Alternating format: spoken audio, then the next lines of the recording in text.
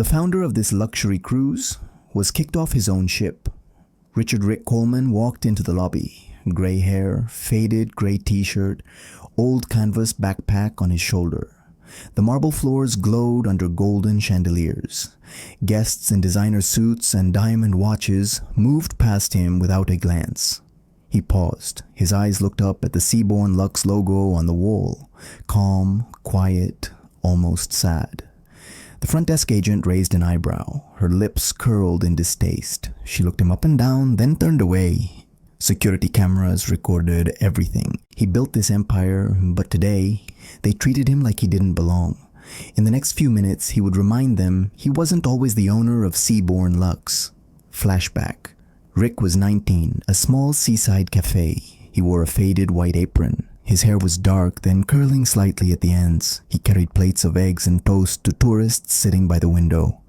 Salt air drifted in, the smell of coffee and sea mixed in the morning light. Between orders, he stood by the counter, staring out at the ocean. His eyes burned with quiet determination. He watched the giant cruise ships leaving the harbor, white hulls, silver decks, flags waving in the breeze. One day he whispered to himself, "I'll build a ship like that, one where everyone feels welcome." But back then, no one believed him. He was just a server with calloused hands. Yet even then, he knew luxury wasn't about gold. It was about dignity. Years passed. Rick worked double shifts, saved every dollar. He took business classes at night, sitting in the back with coffee-stained notebooks. Footage played. Rick, older now, in a navy suit, too big for his thin frame, shaking hands with investors. His smile was quiet, almost shy, but his eyes stayed strong.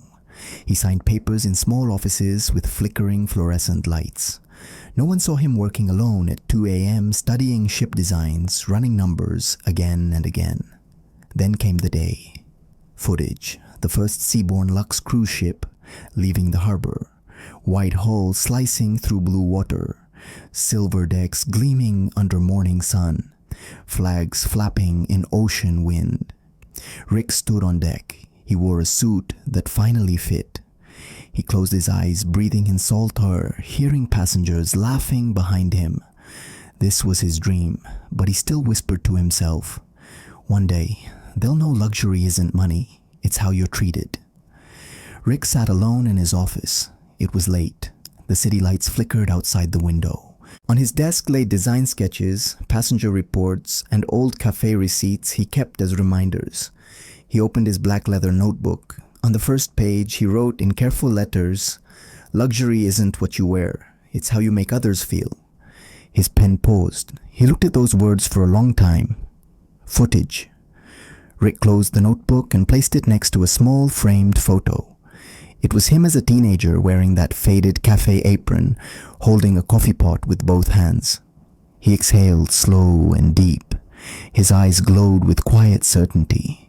That was his truth. That was Seabourn's promise. Because real luxury is dignity. Present day. Rick stepped onto the Seabourn Lux ship. No assistants, no welcoming committee, just him. His gray hair moved slightly in the ocean breeze. He wore that same faded gray t-shirt. His old backpack felt heavy on his shoulders. He paused at the entrance, looked up at the shining gold letters spelling Seabourn Lux Cruises above the glass doors. For a moment his eyes softened. Memories of long nights, silent hopes and first passengers filled his mind. Then his gaze turned steady again, calm, quiet, unbreakable. He took a breath and walked inside. Guests passed him without noticing. Staff turned away quickly. He spent his life building this place, but this time, he didn't expect to become the victim himself. And what happened next would shake the entire company to its core. Rick walked up to the front desk. The lobby smelled of fresh flowers and expensive perfume. Crystal lights sparkled overhead. Guests moved around him, their shoes clicking on marble floors. He stood quietly waiting. The front desk agent glanced at him. Her eyes narrowed. She leaned closer to her colleague and whispered, "Seriously, this guy thinks he can afford Seabourn." Her lips curled into a small smirk. She shook her head slightly and typed something on her screen, ignoring him. Rick heard every word. He didn't move. His face stayed calm, but his eyes turned distant, almost hollow. Around him, staff smiled at wealthy couples in suits and silk dresses. No one looked at the gray-haired man in a faded t-shirt.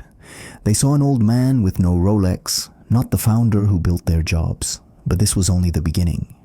Tom Hughes walked up to the desk, dark suit, polished shoes, slicked back hair. His name tag read, Head of Operations. He glanced at the computer screen, then turned to Rick. His eyes moved from Rick's worn sneakers to his faded t-shirt and old backpack.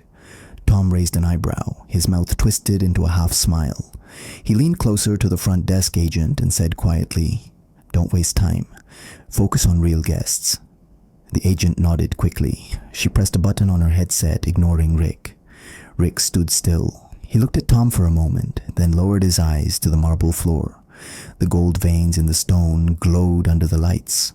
Around them, guests laughed and staff bustled. But in that small space, silence pressed down like a heavy curtain. He built this place for everyone, but now, even his presence felt invisible, and deep inside, something in Rick began to break. A man walked up to the desk, tall, confident, wearing a dark Armani suit, polished leather shoes, and a gold watch that caught the lobby lights. The front desk agent straightened instantly, her eyes lit up with practiced warmth. She smiled wide and said brightly, "Welcome back, Mr. Wallace. We've prepared your usual suite." She reached for a glass of champagne and handed it to him with both hands. He nodded without looking at her, scrolling on his phone. Rick stood just a few feet away. He watched as she bowed her head slightly, her eyes glowing with respect. No one looked at him. No one offered him champagne. No one even saw he was there. He turned his gaze to the marble floor. His reflection stared back at him. Gray hair, lined face, old shirt. Luxury shouldn't be measured by a suit, but here it was all they saw. Rick's eyes darkened, his hands clenched lightly at his sides. Rick turned away from the front desk. He walked slowly toward the bar at the far end of the lobby. Soft jazz music played. Glasses clinked in quiet rhythm. The smell of citrus and bourbon drifted through the air. Danny Brooks stood behind the counter. Clean white shirt, black vest, rolled sleeves revealing strong forearms. He was wiping a glass with a fresh cloth when he noticed Rick approaching. Danny looked up. His eyes met Rick's tired ones. For a moment he paused, then a small, genuine smile formed on his lips. He nodded with respect and said, "Welcome aboard, sir. Water or whiskey today?" Rick hesitated. He looked at Danny, seeing kindness in his eyes. His shoulders loosened slightly. "Just water," he replied softly. Danny nodded again. He grabbed a crystal glass and filled it with chilled water, placing it gently in front of Rick. Sometimes dignity comes in simple moments, from those who still remember what it means. Rick sat down at the bar stool. He placed his old backpack gently on the floor beside him. Danny reached for a crystal glass. Its edges sparkled under the soft bar lights, catching hints of blue and gold. He filled it with chilled water from a tall glass bottle. Tiny bubbles floated to the top as he poured, silent and clear. Danny placed a folded white napkin on the polished wood counter. He set the glass on top of it, sliding it toward Rick with quiet care. Rick looked at the glass for a moment. He saw the thin stem, the perfect clarity, the small slice of lemon floating inside. His eyes lifted to meet Danny's. Danny nodded once, a silent gesture of respect. Luxury isn't always champagne in crystal flutes. Sometimes it's water, served with dignity. Rick wrapped his hands around the cool glass. For a second, his shoulders relaxed. Across the lobby, the front desk agent watched Rick sitting at the bar. She leaned closer to Tom Hughes, her voice low but sharp. "He probably drinks tap water at home." Her lips twisted into a small smirk. Tom didn't respond at first. He was reviewing something on his tablet. Then he glanced up at Rick. His eyes narrowed with mild disgust. A short laugh escaped his throat. He shook his head slightly, looking back at his screen. Rick heard them. He didn't turn around. He sat still, staring into his glass of water. Tiny lemon seeds floated near the rim. His reflection wavered in the clear liquid. They saw an old man, unimportant. They didn't see the founder who gave them this life. Rick's grip on the glass tightened. Inside him, a quiet storm began to rise. Emily Carter stood behind the reception desk. She was arranging fresh welcome towels in a small wicker basket. The soft scent of lavender rose around her. She heard the words from her colleague. "He probably drinks tap water at home." She glanced up quickly at Rick sitting alone at the bar. His shoulders looked tired. His gray hair caught the golden lobby light. Emily's chest tightened. She wanted to speak, to say something, to tell them to stop. But her hands froze around the folded towels. Her mouth opened slightly, then closed again. She lowered her head and focused on her basket. Inside her heart beat hard and uneven. She felt shame wash over her, though the words weren't hers. In moments like this, silence isn't neutral. It chooses a side. Emily blinked fast, fighting the sting in her eyes. Rick lifted his eyes from the glass. Across the lobby above the front desk was the Seaborn Lux logo, gold letters carved into polished black stone, strong, clean, elegant. He stared at it. Memories flooded back. Years ago, he sat alone at his small apartment desk. Scraps of paper covered with sketches, names crossed out, new ones scribbled down. But Seaborn Lux stayed. He remembered tracing each letter by hand, testing font's thickness, spacing, wanting it to feel timeless, warm and powerful, a name that would make guests feel safe, respected, valued. Back then he imagined families boarding with excited smiles, old couples holding hands on deck, crew members feeling proud to wear that name on their uniforms. Now, watching the gold letters above him, his chest tightened. He built this brand to honor people, but today his name felt cold against the wall. Rick kept staring at the logo. Guests checked in below it, smiling as staff handed them glasses of champagne. The front desk agent laughed softly at something a guest said. Her eyes shone with practiced warmth. Rick lowered his gaze to the marble floor. He saw his reflection again. An old man in a faded shirt, invisible. Culture isn't built from slogans. It's built from small, unseen actions. The words echoed in the lobby's silence. Culture wasn't the mission statements printed on brochures. It wasn't the golden logo on the black stone wall. It was in how the agent ignored him. It was in the quiet kindness of a bartender offering water with respect. It was in the fear in Emily's eyes when she stayed silent. Rick closed his eyes for a moment. His jaw tightened. He knew now. Seaborn's culture was broken, and he had to fix it. Rick felt a shadow fall across the bar. He looked up slowly. Tom Hughes stood there, his suit jacket crisp and perfectly tailored. His name tag glinted under the bar lights. Tom's eyes swept over Rick's clothes, the faded t-shirt, the old canvas backpack resting by his feet. He inhaled sharply, then spoke in a flat, cold voice. "Sir, this area isn't for people like you." Silence followed. Danny paused mid-pour, his hand tightening around a bottle of whiskey. Emily glanced over from the front desk, her face pale. Rick didn't reply. He simply looked at Tom, his gaze steady, quiet, heavy with something deeper than anger. Around them, guests continued sipping champagne. Bartenders wiped glasses. Soft jazz played on. Respect isn't about money or titles, but here they measured it by appearance alone. Rick's fingers curled lightly around his glass. Rick lifted his eyes to meet Tom's. For a moment, neither spoke. The bar felt quieter, as if the music had faded into the walls. Rick's gaze was calm. His face stayed still, lined with age and quiet strength. But his eyes held a coldness that cut deeper than words. They looked straight into Tom's, unblinking. There was no anger on Rick's face, no outrage, only silent disappointment. Like a father watching his son break something precious.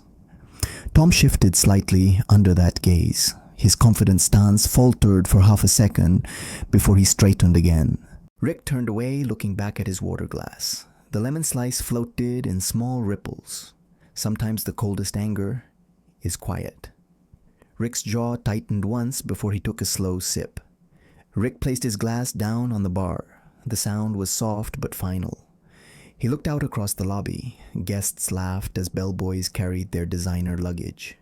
crystal chandeliers glowed above marble floors. Staff moved quickly polished smiles on every face. No one noticed him sitting there.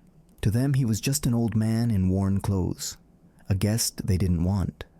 Rick exhaled slowly. His eyes drifted back to the Seaborn Lux logo on the far wall. Gold letters reflecting warm light. He blinked once. Calm, silent, unreadable. But they didn't know. This man could decide their fate with a single word. Rick reached into his pocket and pulled out his phone. He unlocked the screen with his thumb. A quiet vibration echoed against the glass counter. His fingers hovered over one contact. Rick looked down at his phone. The screen glowed softly in his hand. He scrolled through his contacts until he found one name. Tom Hughes. His thumb hovered for a second. Then he typed slowly, each word calm and precise. Meet me in the executive cabin. Now. He pressed send. The message delivered instantly. Across the lobby, Tom's phone buzzed on the front desk. He glanced down, frowning. When he saw the name on the screen, his face changed. The confident smile faded. His lips parted slightly in surprise. He looked up quickly, searching the lobby. Rick didn't move. He sat still at the bar, sipping his water with quiet focus. Respect is easy to fake, until the day you're forced to show it. Tom swallowed hard. For the first time that day, his hands felt cold. The front desk agent watched Tom reading his phone. She saw his face tighten, his jaw clench for a moment. She leaned closer to her colleague, her voice low but sharp with satisfaction. Told ya, he's getting kicked out. Her lips curled into a small smirk. She picked up a stack of guest check-in cards, flicking through them with quick, careless fingers. Behind her, Emily Carter heard every word. She looked down at her hands resting on the counter. Her nails dug lightly into her palm. At the bar, Rick sat still, finishing his glass of water. He placed it down gently, the lemon slice floating in silent circles. They thought respect was only for those who looked rich.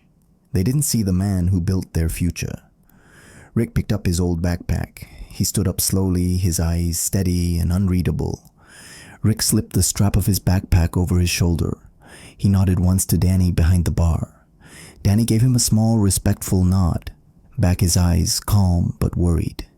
Rick turned away. He walked across the lobby, moving past groups of guests with rolling suitcases and clinking glasses.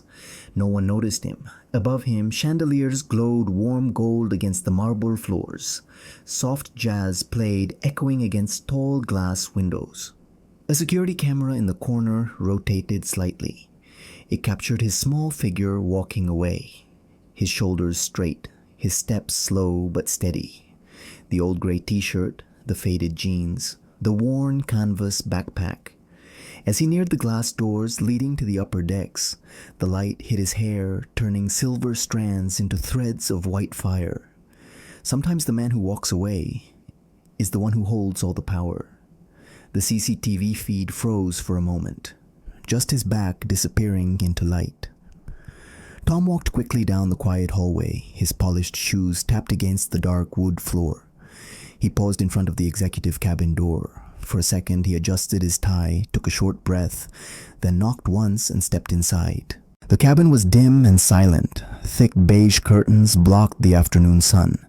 A large screen on the wall showed CCTV footage from the lobby and bar. Rick sat alone at the long conference table. His old backpack rested on the chair beside him. The glow from the screen lit his lined face, deepening the shadows under his eyes. He didn't look up as Tom entered. He kept his gaze on the footage playing in slow motion. Guests checking in, staff laughing. Himself sitting alone at the bar. Tom stood by the door, unsure. He felt his throat tighten. In this silent room, the truth would speak louder than any words. Rick remained still, calm, quiet, waiting.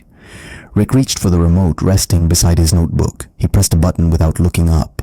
The screen flickered. Footage from the lobby filled the room. Clear audio echoed in the quiet cabin. Seriously, this guy thinks he can afford Seaborn, the video switched. Tom appeared, looking Rick up and down with disdain. Don't waste time. Focus on real guests. Then the clip showed Tom at the bar, his voice cold. Sir, this area isn't for people like you. Tom stared at the screen. His chest felt tight. A thin line of sweat formed at his hairline. He shifted his weight, but couldn't move his eyes away. Rick remained silent. He watched the footage replay twice. The small smirk on the agent's face, the quick laugh from Tom, the staff ignoring him completely. The room felt heavy like air before a storm. This was their culture. This was what they called luxury. Rick's face stayed calm, eyes locked on the glowing screen. Tom swallowed hard. His throat felt dry. He shifted his feet, glancing at Rick, who still stared at the screen. Silence pressed down like thick fog. The footage ended, leaving only the faint hum of the projector. Tom's hands trembled slightly. He opened his mouth, then closed it again. His voice finally broke through the quiet. "Mr. Coleman, I'm so sorry." Rick didn't move. He kept his eyes on the frozen image of Tom laughing at the bar. Tom took a small step forward. His knees felt weak. He tried to stand straighter, but his shoulders drooped under the weight of shame. I didn't know. We didn't realize it was you." Rick blinked once, slow and heavy. He turned his gaze from the screen to Tom. His eyes were calm but cold as deep water. "Sorry isn't for getting caught. Sorry is for what you've become." Rick sat still for a long moment. His eyes locked onto Tom's trembling face. He leaned back slightly in his chair. The old leather creaked under his weight. The screen behind him still showed Tom's smirk, frozen in time. Rick's voice came out low and calm, but each word cut clean and deep. "Is this what you call luxury hospitality?" Tom's mouth opened, but no sound came out. His hands gripped each other in front of him, knuckles white. Rick tilted his head slightly, studying him. The ticking clock on the wall grew louder in the silent room, ignoring guests, mocking them, deciding their worth by their clothes. He paused, letting the words hang heavy in the air. "Tell me, Tom, is this really what you think Seaborn stands for?" Tom felt his chest tighten. His eyes burned as he looked down at the polished wood floor. In that moment, titles meant nothing. Only truth remained. Rick didn't blink. He let the silence stretch, pressing hard against Tom's chest. Then he spoke. His voice was calm and steady, almost gentle, but it carried a finality that shook the room. "You're all fired, effective immediately." Tom's eyes widened. His lips parted, but no words came out. His knees felt weak as the meaning sank in. Rick turned his gaze back to the CCTV footage, still frozen on the screen. His own image sat quietly at the bar, ignored and dismissed. "Pack your things before sundown. Security will escort you off the ship." Tom swallowed hard. He felt his heartbeat pounding in his ears. His vision blurred slightly. Rick leaned forward, his eyes locked onto Tom's with cold, unwavering certainty. Seaborn was built on dignity. You forgot that, and now you have no place here. Respect isn't a courtesy. It's the cost of staying. Rick pressed a small button on the desk phone beside him. His voice came out clear and calm. "Send Danny Brooks, Emily Carter, and James Miller to the executive cabin. Now." A few minutes later, the door opened quietly. Danny stepped in first, wiping his hands on his black bar towel. Emily followed, her eyes wide with worry. James came last, fidgeting with his shirt cuffs, shoulders tense. They stood near the doorway, unsure. Danny lowered his head slightly in respect. Emily clasped her hands together, nervous. James kept shifting his feet. Rick looked at them, his eyes softening. He exhaled slowly, a hint of warmth returning to his face. Then he smiled, a small, genuine smile that reached the corners of his tired eyes. "You are the true Seaborn." Danny blinked fast, trying to hide the shine in his eyes. Emily bit her lip to stop tears. James let out a shaky breath, shoulders dropping with relief. Real luxury begins with simple respect. Rick stood up slowly from his chair. The leather creaked in the quiet room. He walked over to where Danny stood.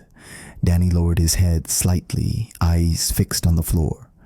Rick placed a hand gently on Danny's shoulder. His grip was firm, warm, and steady. Danny looked up, meeting Rick's gaze. In those tired, lined eyes, he saw calm strength and quiet pride. Rick spoke softly, his voice clear and even. Luxury isn't the $1,000,000 wine, it's the way people feel valued. Danny swallowed hard. His chest tightened with an emotion he couldn't name. Emily pressed her hand against her heart, blinking back tears. James stood straighter, his eyes bright with new purpose. Rick looked at all three of them. His hand stayed on Danny's shoulder, grounding them in that silent moment. This was Seaborn's true foundation, not gold or glass, but dignity. Rick's small smile lingered soft but unbreakable. The grand ballroom was filled with quiet anticipation. Soft piano music floated through the air. Staff members stood in neat rows, their uniforms crisp faces, glowing with nervous hope.